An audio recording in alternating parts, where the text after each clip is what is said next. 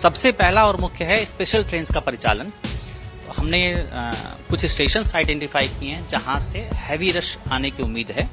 वहां से different destinations के लिए स्पेशल ट्रेन चलाने की प्लानिंग है।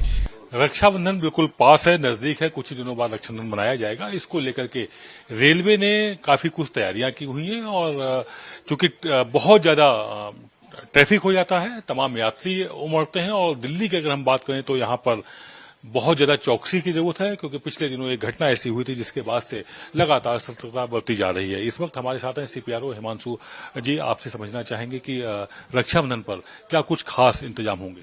देखिए, रक्षाबंधन एक विशेष प्रकार का पर्व है क्योंकि इसमें जो ट्रैफिक पैटर्न होता है थोड़ा डिफरेंट होता है।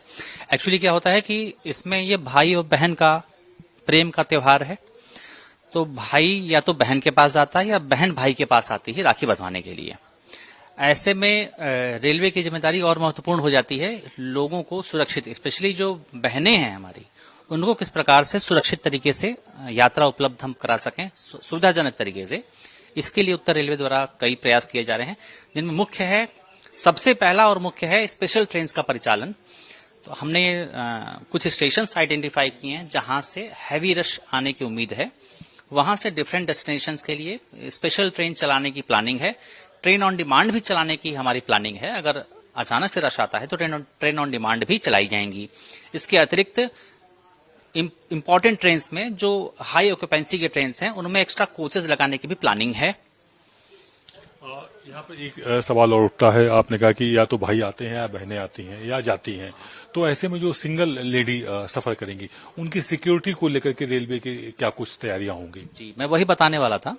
पहला तो देखें कि भीड़ चूंकि ज्यादा रहेगी तो क्राउड मैनेजमेंट ठीक हो, सुविधाजनक रूप से लोग रेल में बोर्ड करें और डीबोर्ड करके अपने घरों को जाएं। इसके लिए आरपीएफ जवानों की अतिरिक्त तैनाती की गई है। साथ ही साथ कमर्शियल के हमारे रेल सेवकों की तैनाती में भी वृद्धि की जा रही है। आवश्यकता पड़ने पर एक्स्ट्रा टिकटिंग काउंटर्स भी बनाए जाएंगे, चालू किए जाएंगे।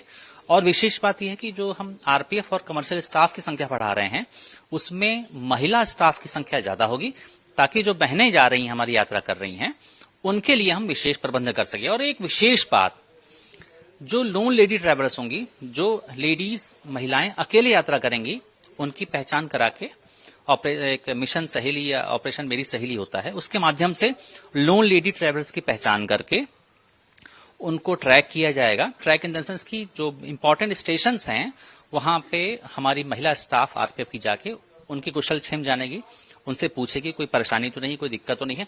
तो इस प्रकार से उनके अंदर भी एक सुरक्षा का भाव जागृत होगा।